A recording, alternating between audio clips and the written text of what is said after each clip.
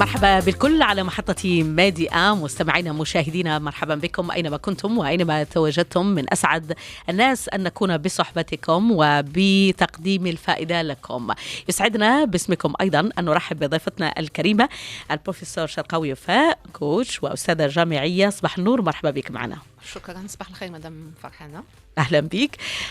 حديثنا اليوم هو موصلة لحديث سابق كان حول مقابلة العمل، ومن بين المواضيع التي أثرناها خلال نقاش هذا الموضوع حول تلك الأسئلة التي تعتبر نوع من الفخاخ أو فخ للباحثين عن عمل، وبالتالي هي أسئلة يجب الانتباه إليها جيدا، الانتباه إلى طريقة الإجابة على هذه الأسئلة. ولكن قبل أن نتعرف على عينة من أنواع هذه الأسئلة، أسألك سؤالا مباشرا: ما الاستراتيجية التي يهدف إليها المشغل باللجوء إلى هذه الأسئلة الفخ؟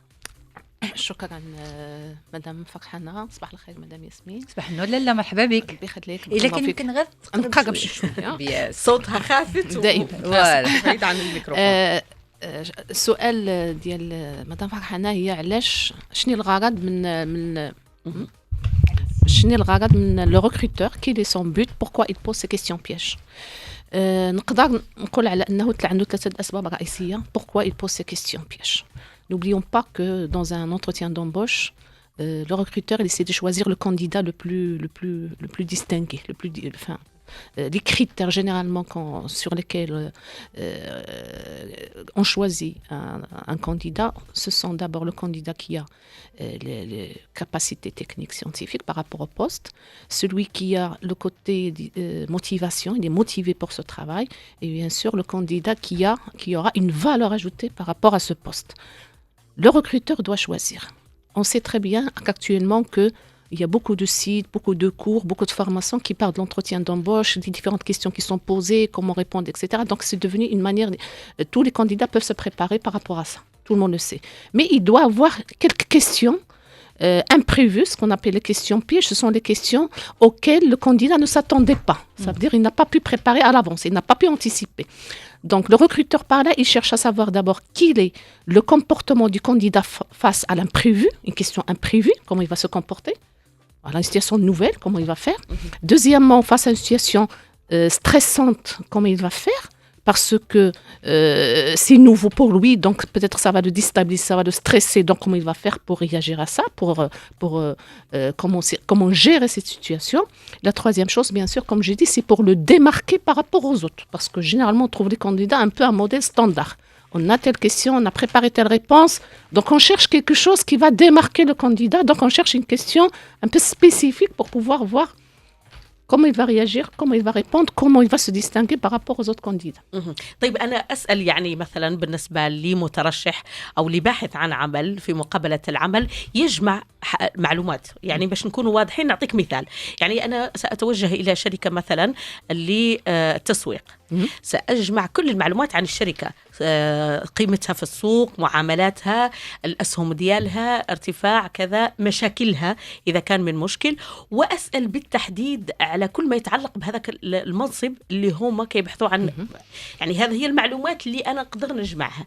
فيا ترى إذا طرح سؤال مثلا لا علاقة له بما هو منصب شغل أو ما إذا مثلا يتعلق بي أنا شخصيا، يعني مسألة اجتماعية أو شيء من هذا القبيل، هل المفروض أني أجيب أو أقول مثلا لأنه هذا الموضوع يعني ما لا علاقة له بالمنصب؟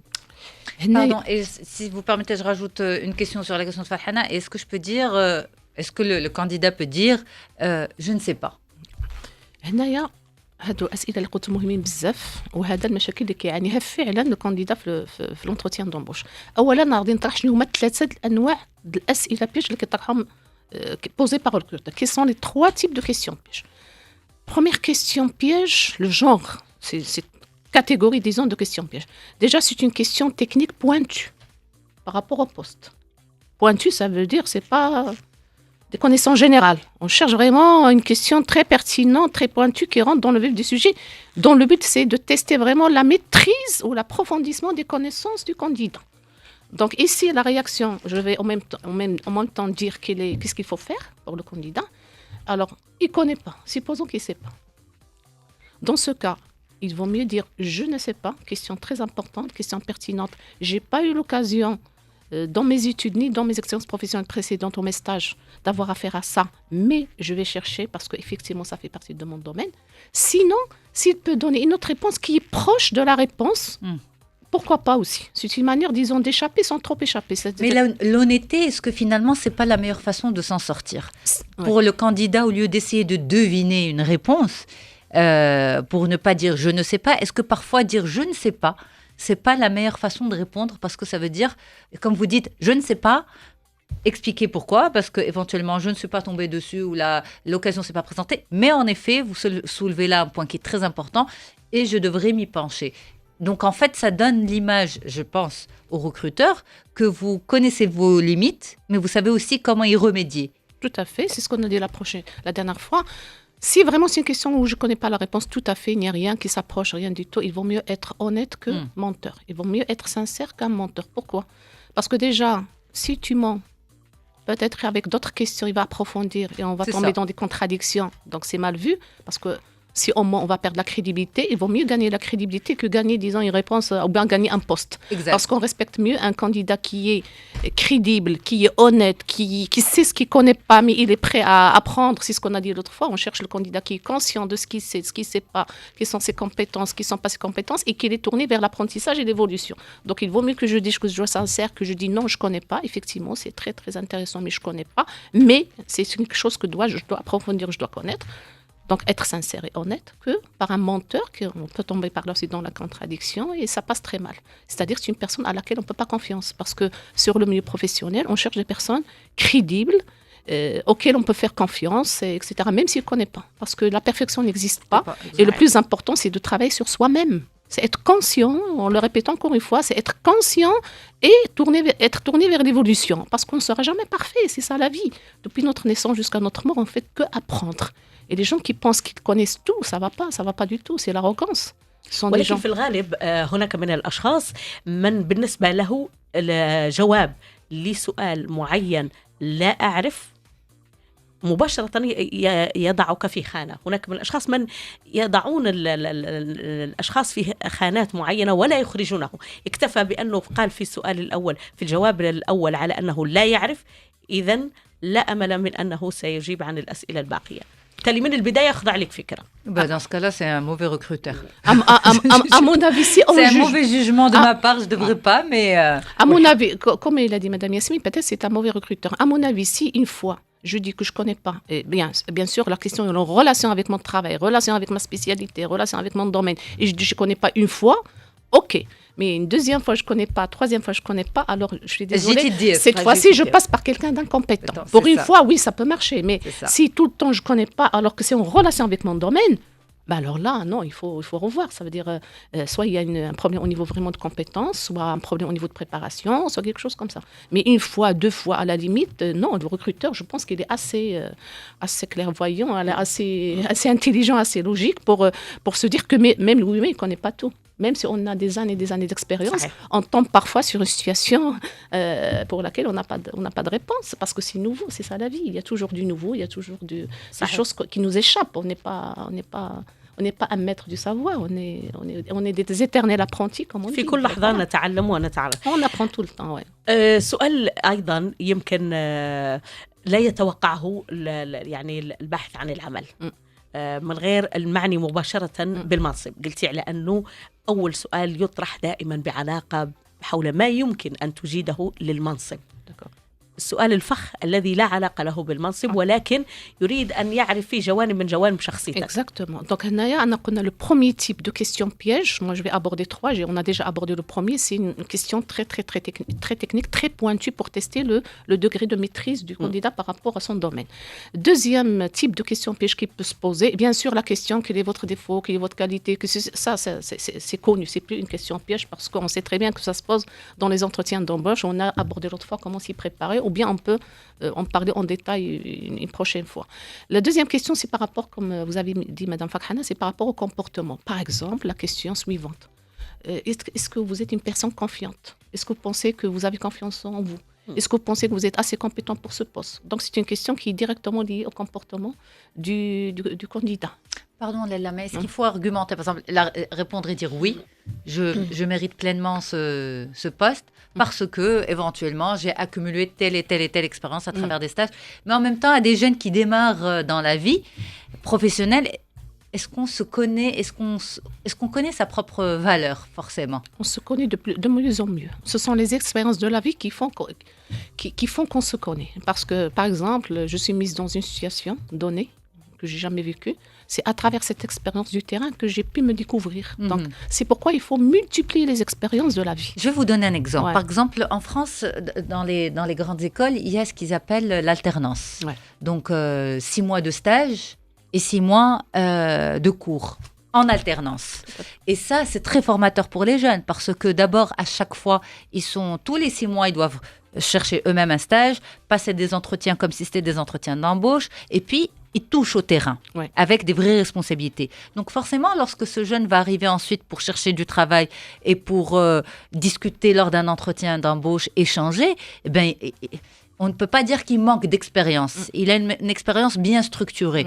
Est-ce qu'on ne devrait pas aussi, dans notre système marocain, penser à l'importance du terrain, mais de façon structurée, notamment sous la forme d'alternance? Pourquoi pas? Il y a des établissements, en effet, c'est très très important. Cette manière de faire ce qu'on appelle une formation alternée, ça veut dire acquérir un certain nombre de connaissances théoriques, pouvoir les affronter directement sur le terrain, voir qu'est-ce qui manque et revenir encore faire des études. Il y a certains établissements, notamment l'Office de formation professionnelle de la promotion du travail, l'OFPPT, qui fait ce genre de travail, c'est-à-dire ce qu'on appelle la formation alternée. Oui, mais c'est pas quelque chose c'est pas... On va dire, c'est pas étendu à... Non, c'est pas étendu. Par exemple, les universités, il y a un petit problème à ce niveau-là. Bon, bien sûr, il y a les problèmes, les TP qui peuvent aussi combler ce manque. Les TP, ils ont pour but justement de pratiquer un petit peu ce qu'on fait en classe, dans les cours, les TD. Et il y a les TP, ça. Mais malheureusement, il n'y a pas partout. Mais c'est pourquoi l'importance des stages, l'importance de faire des jobs soi-même, l'importance de faire des expériences, parce qu'on peut faire quelque chose en dehors de notre domaine, mais quand même ça va nous faire acquérir une expérience. في كلية الطب كلية الطب هناك تطبيق الحقيقي لهذه المسألة ما بين النظري وما بين. Mais ça c'est l'internat, c'est au bout de quelques années où tu passes ton internat parce que ولكن le système d'alternance c'est être en stage de façon structurée. Machi va te débrouiller pour avoir un stage et tu vas passer parce qu'en fait on se rend compte qu'être étudiant c'est vraiment un job à plein temps. C'est un job à part entière, c'est-à-dire il faut avoir un plan d'action. وراه المشكل فينا احنا اللي ما مقدرينش قيمه يعني الفتره التدريبيه بالنسبه لنا هي شكل تكوين نظام تعليمي. مشكل فينا احنا شكون نحن يعني أصحاب هذا النظام. يعني نحن أنت أعطيتي مقارنة ما بين أوروبا وما بيننا. يعني أتحدث عن ما هو كائن في بلداننا، يعني بلداننا العربية والمغربية. يعني بالنسبة لنا هناك نظام يجب إعادة النظر فيه مجددا وإعطاء الفترة التدريبية على أنها هي فترة عمل حقيقي ميداني حقيقي فقط يلزمها الاختلاف بينه وبين اللي في ستاج ماشي هو اللي يعمل حقيقا في عقدة العمل. Mais en même temps, ce qui est important aussi, et peut-être que vous allez insister là-dessus, professeur, c'est qu'il est très important pour les étudiants aujourd'hui de prendre conscience de l'importance de leur implication. Leur implication, voilà, vraiment, je me rends compte de plus en plus en discutant avec vous que c'est un boulot à part entière être étudiant. Alors, il faut avoir un plan d'action, il faut avoir... un business plan pour monter un projet, il te faut le business plan de ta carrière. Voilà, surtout procéder par anticipation par rapport au monde professionnel. On est étudiant, c'est une chance parce que là, on est en période d'apprentissage, mais tout en étant étudiant, il faut avoir une visibilité, une projection sur le monde professionnel pour voir qu'est-ce qu'on les exigences, et comment ça se prépare à l'avance. Et on a déjà souligné la dernière fois qu'il y a des choses qu'on ne peut pas se préparer au jour au lendemain, il y a des choses qui s'acquièrent avec le temps. Donc, il faut que c'est surtout côté personnalité. Le courage face à un public, la confiance, travailler quel que soit le métier. Quel que soit le métier. Je vais vous raconter une anecdote parce que j'ai beaucoup pensé à vous ce week-end face à une situation qui s'est posée à moi. J'ai pris rendez-vous quelque part. Au moment où j'arrive, je dis voilà, j'avais rendez-vous aujourd'hui à 16h. Alors, il y avait la personne qui était à la caisse et puis les autres jeunes filles qui travaillaient dans cet endroit-là. Et donc, j'arrive, je dis j'ai rendez-vous, c'est moi qui ai appelé pour le rendez-vous de 16h. Elles me regardent toutes, celle qui était à la caisse me dit oui, je sais. Et donc, une des filles va m'installer et qu'est-ce que j'entends dire derrière moi? La prochaine fois que tu prends rendez-vous, tu dois nous prévenir. Pourquoi tu prends des rendez-vous sans prévenir? Et je me suis dit, quel manque d'abord de tact, c'est un manque de formation, c'est un manque de tout, parce que cette jeune femme a un travail, mais elle ne sait absolument pas comment s'y prendre. Face à côté de la cliente, tu ne peux pas remettre en question le fonctionnement, décharger une colère, et ensuite, du coup, j'ai préféré annuler, parce que moi, je suis partie pour me reposer et me retrouver avec quelqu'un qui a exprimé une colère et qui finalement va se retrouver avec moi. Donc, je me suis dit, c'est quand même fou. On se plaint du problème de travail, problème de chômage. Les problèmes qui se posent généralement, c'est au niveau de savoir-être. Savoir-être. Le plus grand problème que rencontrent nos jeunes diplômés, mais aussi le savoir-être est très important. Les diplômés. Et c'est la chose la plus importante à acquérir, parce que le savoir-être, ce sont des choses qui viennent de notre enfant, de notre éducation. Ce sont des bases. Comme on dirait, donc, si je reviens au plan, on a dit qu'il y a 3 types, grosso modo, de questions pointues techniques. Dès qu'on a déjà dit qu'il faut, je récapitule un petit peu, donc il vaut mieux. Si je peux répondre à côté, il y a une compétence qui ressemble, ok. Sinon, je dis sincèrement, je ne connais pas, mais c'est etc. Donc, il faut chercher, il faut l'avouer, être sincère, etc. Deuxième, on a dit, c'est quelque chose qui est relatif au comportement. Avez-vous confiance en vous? Alors, comment réagir par rapport à ça? Je ne vais pas dire, oui, je suis quelqu'un qui a confiance en moi-même. Je peux dire, par exemple, parler d'une situation dans laquelle j'ai montré que j'avais confiance en moi. Voilà, je parle d'une situation que j'ai affrontée dans la vie qui montre que effectivement c'est grâce à la confiance en moi que je peux l'affronter. Alors, 3e type de questions pièges. On va laisser pour la prochaine fois parce que le temps est épuisé, professeur. Déjà, ça va trop vite. هذا هو وقت الإذاعة ووقت البرنامج ومخرج هذه الحلقة يعلن عن نهاية اللقاء معك يا بروفيسور. On n'a pas abordé encore les solutions, comme il faut se préparer. جاي في اللاحق إن شاء الله، وهذا موعد منا على الهواء مباشرة لمشاهدينا ومستمعينا الاثنين القادم بحول الله، مواصلة منا دائما، وهذا كله من أجل شبابنا حتى ياخذوا فرصتهم في العمل.